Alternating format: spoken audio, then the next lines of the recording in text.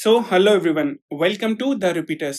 आज हम इस वीडियो में बात करेंगे एसएससी सीपीओ 2025 के मेंस की कि आपकी जो मेंस को लेकर क्या स्ट्रैटेजी होनी चाहिए और हम आपके लिए इस मेंस के लिए क्या क्या चीजें प्रोवाइड करवाने वाले हैं। तो इस वीडियो में हम इन सब चीजों की डिटेल में बात करेंगे। तो सबसे पहली चीज तो इसमें यह आती है कि ये जो स्ट्रैटेजी रहने वाली है ये केवल उन लोगों के लिए रहने वाली है जो सीपीओ को सीरियस होकर तैयारी कर रहे हैं। ऐसा नहीं कि वो सीजीएल उनका मेन प्रायोरिटी है और वो बस सीपीओ को देना चाह रहे हैं। तो आप इस वीडियो को पहले सोचिए कि आप किस एग्जाम की तैयारी कर रहे हैं। अगर आप सीपीओ के लिए तैयारी कर रहे हैं सीरियस होकर तो ही इस वीडियो को आगे देखिए। ठीक है। अब देखो, आपका जो मेंस का जो एग्जाम लगता है उसमें पहले आपका फिजिकल का एग्जाम होता है जिसमें आपको बहुत सारी चीजें करवानी पड़ती है जिसको आप खुद से प्रिपेयर करेंगे। ठीक है। इस फिजिकल के एग्जाम के लगभग 1 या 2 महीने बाद में आपका मेंस का एग्जाम लगता है जिसमें केवल इंग्लिश ही का पेपर आता है और इसमें 200 क्वेश्चन होते हैं जिनको आपको 2 घंटे में करने होते हैं। अगर इनको मैं सेग्रीगेट करूं तो इंग्लिश में 50 नंबर के आपके वॉइस और नरेशन आते हैं, लगभग 55 से 60 नंबर्स की आपकी ग्रामर आती है, 25 नंबर की आपकी वोकैबुलरीज होती हैं, 50 नंबर के जिसमें 25 नंबर के पैसेज होते हैं, 25 के ही क्लोज टेस्ट होते हैं। तो इन दोनों को मिला के टोटल 50 नंबर होते हैं और पीक्यूआरएस 15 से 20 के आसपास पीक्यूआरएस आते हैं, जिसमें अगर 2024 की बात करूं तो 2024 में ये पीक्यूआरएस 17 के आसपास थे। ठीक है। अब अगर मैं इंग्लिश को सेक्शन वाइज डिवाइड करूं तो देखो, 3 सेक्शंस में इंग्लिश डिवाइड रहता है जिसमें पहला आता है ग्रामेटिकल पोर्शन, जिसमें आपको लगभग 110 के आसपास क्वेश्चन देखने को मिलते हैं, जिसमें 50 वॉइस और नरेशन के होते हैं और 60 ग्रामेटिकल अदर चीजें होती है जैसे कि सेंटेंस इंप्रूवमेंट हो गया, एरर हो गया, फिलर्स हो गए। तो ये सारे किस में आ जाएंगे? ग्रामर पोर्शन में आ जाएंगे। फिर दूसरा पोर्शन होता है अपना वोकैबुलरीज का, जिसमें आपको एंटोसिनो और वन वर्ड आ गया, इडियम्स आ गया, तो ये और फ्रेजल वर्ब्स आ गई। तो ये सारे किस में आ जाएंगे? वोकैबुलरी पोर्शन में आ जाएंगे। फिर थर्ड पोर्शन आता है हमारा कॉम्प्रिहेंशन पोर्शन, जिसमें पैसेज आता है, क्लॉज टेस्ट आता है और पीक्यूआरएस आता है। तो इसमें लगभग 65 से 70 के आसपास क्वेश्चन रहते हैं मेनली। तो मैं आपको यहां पर ये बताऊंगा कि आपको इन अलग अलग सेक्शंस के लिए किस तरह से प्रिपेयर करना है। तो सबसे पहली बात आती है कॉम्प्रिहेंशन की। ठीक है। तो आपको कॉम्प्रिहेंशन के लिए किस तरह से प्रिपेयर करना है? तो देखो, यहां पर मेनली दो टाइप की चीजें होती हैं, मतलब जो यूजुअली लोग गलत करते हैं। एक तो एडिटोरियल की जो वीडियोस आती है यूट्यूब पे वो लोग देखते हैं, और दूसरा आता है इंग्लिश माध्यम का जो वो सोल्व करते हैं ना, जो पीडीएफ वो डेली प्रोवाइड करते हैं वो करते हैं। तो उनको ये लगता है कि एडिटोरियल वीडियो देखने से, इंग्लिश माध्यम के वो पैसेज सोल्व करने से, एडिटोरियल को पढ़ के उनकी इंग्लिश इंप्रूव हो रही है। तो ये सबसे बड़ा उनका मिसकंसेप्शन है। कैसे? तो देखो, मैं आपको एक समझाता हूँ पहले कि एडिटोरियल वीडियोस के पीछे क्या लॉजिक रहता है। तो देखो, मतलब अगर कोई यूट्यूब पे एडिटोरियल वीडियोस पढ़ा रहा है, ठीक है, तो वो भाई साहब क्या करते हैं, वो पहले न्यूज़पेपर को पढ़ कर आएंगे, उसका मीनिंग समझेंगे, उसका मीनिंग आपको हिंदी में बताएंगे। मतलब आपका वहां पर क्या काम है और उन वीडियो जो बना रहा है उनका क्या काम है, उनको मैं सेग्रीगेट करूंगा। ठीक है। तो जो वीडियो बना रहा है वो न्यूज़पेपर को पढ़कर आएगा, उसको समझेगा, और समझ के आने के बाद में आपको किसमें बताएगा? वो हिंदी में उसको एक्सप्लेन करेगा। अब आपका क्या काम है?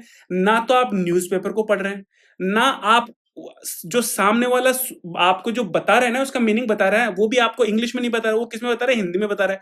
तो मुझे एक चीज ये बताइए, इससे आपका कॉम्प्रिहेंशन कैसे सुधरा?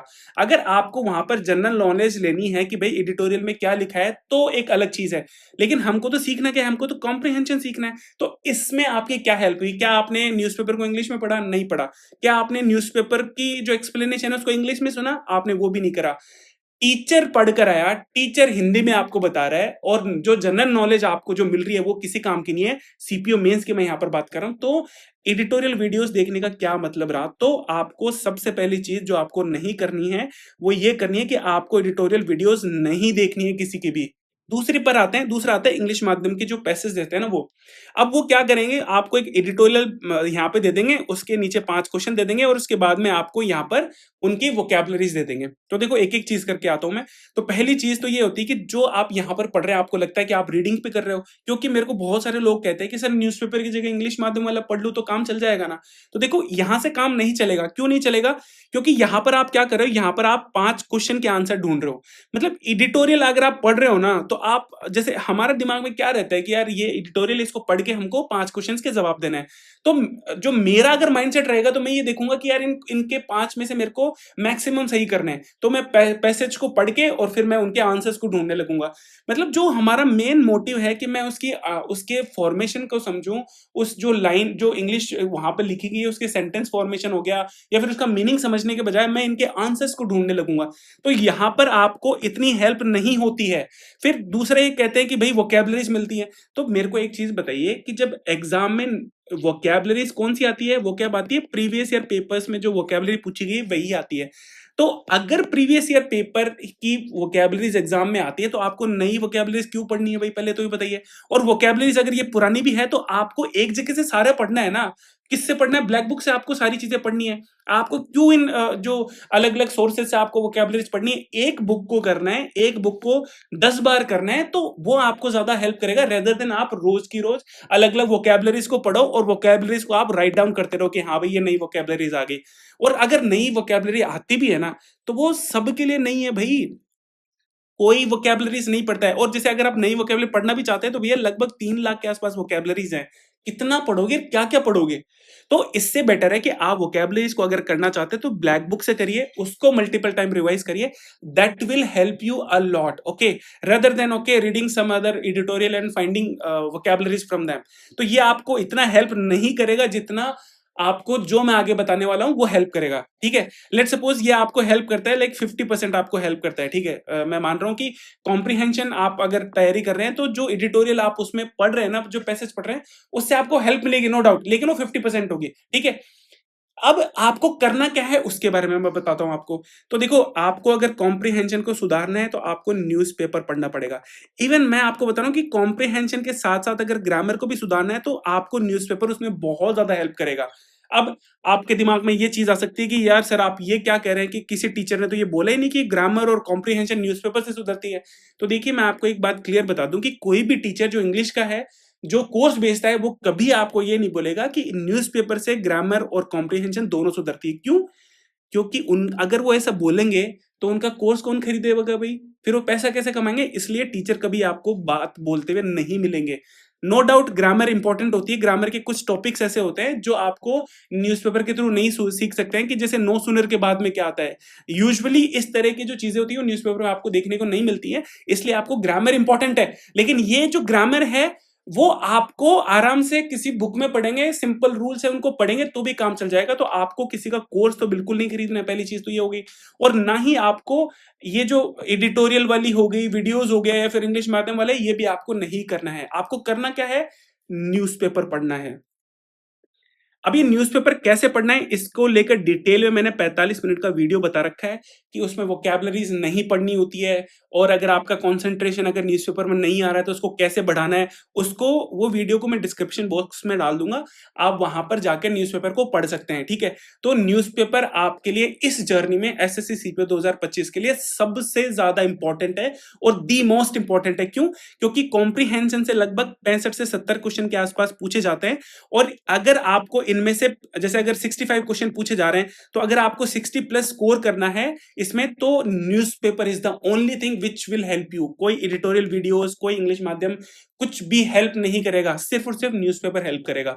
और ये चीज है ना, ये चीज मैंने खुद ने ऑब्जर्व करी है, खुद ने फील करी है, क्योंकि मैं एक हिंदी मीडियम का स्टूडेंट रहा हूं और मैंने एसएससी सीजीएल के अंदर 127 131 के आसपास स्कोर करा है। के आसपास नहीं, मतलब ये 2025 सॉरी 2024 की बात है, ये 2023 में मैंने यहाँ पर ये इतना स्कोर करा है। तो ये किसकी बेस पे करा है कि हिंदी मीडियम का स्टूडेंट होते हुए भी मैंने न्यूज़पेपर के बदौलत ये सारी चीजें अचीव करी हैं, ओके। और यहाँ पर मेरे जो मार्क्स कटे ना, यहाँ पर 2 क्वेश्चन के कटे हैं, यहाँ पर 1 क्वेश्चन का कटा है, तो यहाँ पर सिर्फ और सिर्फ स्पेलिंग के एरर कटे हैं। स्पेलिंग्स में जो गलती करी है मैंने, उसके यहाँ पे मार्क्स कटे हैं। और स्पेलिंग्स के क्यों कटे हैं? क्योंकि हिंदी मीडियम का स्टूडेंट रहा हूं तो स्पेलिंग्स का हमेशा इंग्लिश हिंदी मीडियम वालों के लिए हमेशा लोचा ही रहता ही है, ठीक है। अगर आप हिंदी मीडियम के हैं तो आपको ये बात समझ में अच्छे से आती होगी। तो यहां पर आपको कॉम्प्रिहेंशन अगर इंप्रूव करना है तो न्यूज़पेपर पढ़ना है। न्यूज़पेपर कैसे पढ़ना है इसका वीडियो मैं आपको डिस्क्रिप्शन बॉक्स में डाल दूंगा, वहां से आप देखिए, और उस वीडियो को देखने के बाद ही आपको न्यूज़पेपर को शुरू करना है, ओके। फिर आती है ग्रामर की बात। तो ग्रामर को आपको 2 जगह से आपको पढ़ना है, 2 जगह से आप पढ़ सकते हैं, ऑप्शन आपके पास में। एक तो वॉल्यूम 1 नीतू सिंह का, नीतू मैम है उनका वॉल्यूम 1 की किताब आती है, वो दी बेस्ट बुक है इंग्लिश की ग्रामर के लिए। एसएससी की जो ग्रामर है उससे बाहर के कुछ नहीं आता है। अगर आपको फिर भी अगर एक अल्टरनेट चाहिए तो आप यहाँ पर एसपी बख्शी का यूज कर सकते हैं। एसपी बख्शी भी एक अच्छी बुक है और ये इंग्लिश में है। वॉल्यूम 1 आपको शायद हिंदी और इंग्लिश दोनों में मिलेगी, और एसपी बख्शी आपको केवल इंग्लिश में मिलेंगे, इसमें आपको एग्जाम्पल ज्यादा मिलेंगे, तो यहाँ पर आप अच्छे से प्रैक्टिस कर सकते हैं। तो ये 2 बुक आप एज ए रिसोर्स आप यूज करिए, सोर्स यूज करिए ग्रामर के लिए, ठीक है। आपको ग्रामर के लिए इतनी नीड है, बाकी आप मॉक के थ्रू प्रैक्टिस करेंगे तो सारी चीजें हो जाएंगी। फिर आता है वोकैबुलरी पोर्शन। तो जैसे मैंने आपको ऑलरेडी बताया कि वोकैबुलरी हमको कहां से करनी है, सिर्फ और सिर्फ ब्लैक बुक से करनी है, उसी को मल्टीपल टाइम्स रिवाइज करना है। अदरवाइज आपको कोई भी चीज ऐसी अदर नहीं करनी है। जैसे मैंने बताया कि इंग्लिश माध्यम की पढ़ ली या फिर कहीं और से वोकैबुलरी से लिखने को लग रहे हैं, न्यूज़पेपर से वोकैबुलरीज नहीं नहीं आप लिख के नोट डाउन कर रहे हैं, नहीं भाई, वोकैबुलरीज आपको ना तो न्यूज़पेपर से पढ़नी है, ना किसी एडिटोरियल जो पीडीएफ देते हैं उनसे पढ़नी है, सिर्फ और सिर्फ ब्लैक बुक से पढ़नी है। क्यों? क्योंकि पेपर में 95% जो वोकैबुलरीज आती हैं वो प्रीवियस ईयर पेपर्स की आती हैं, एक दो वोकैबुलरी नहीं आती है, उसके लिए हमको इतना लोड लेने की जरूरत है नहीं।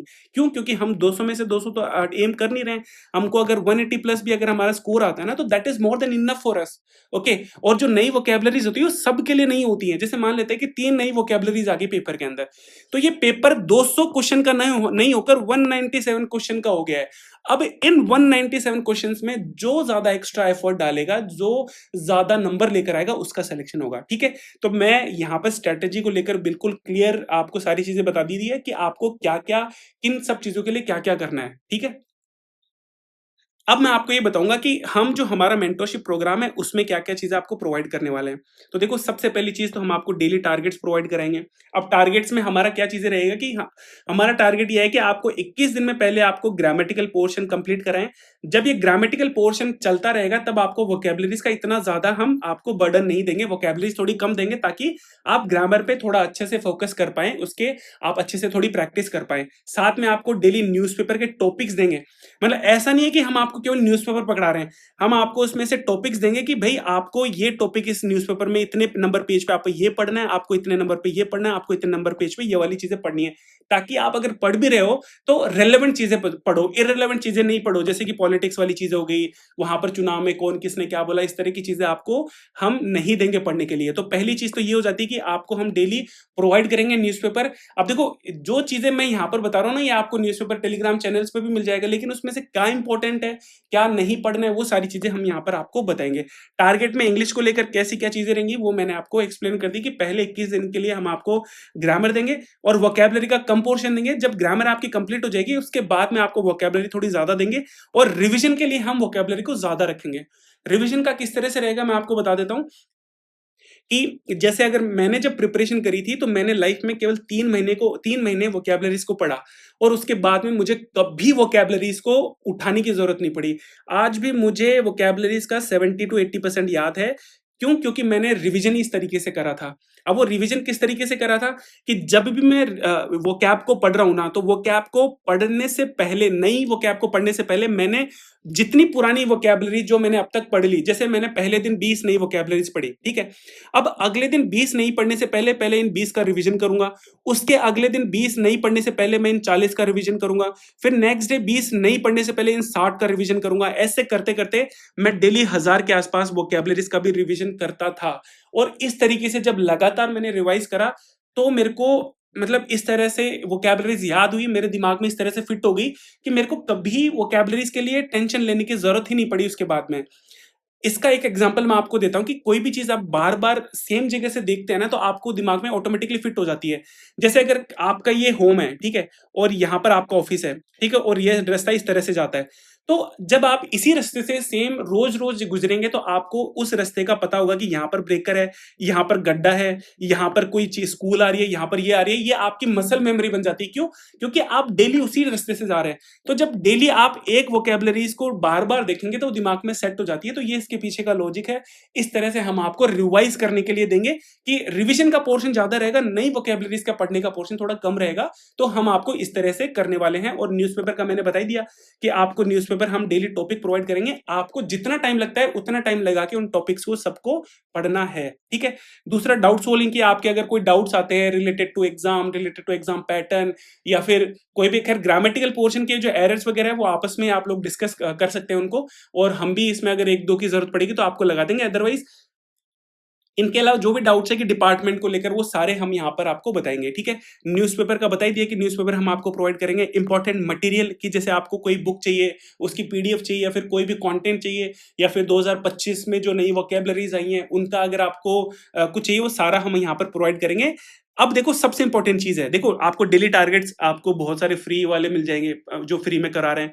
डाउट सॉल्विंग भी आपको मिल जाएगी, न्यूज़पेपर भी आपको बहुत सारे टेलीग्राम चैनल्स में मिल जाएगा, मटेरियल भी आपको हर जगह मिल जाएगा। लेकिन अगर आपको कुछ नहीं मिलेगा ना, वो क्या नहीं मिलेगा? गाइडेंस।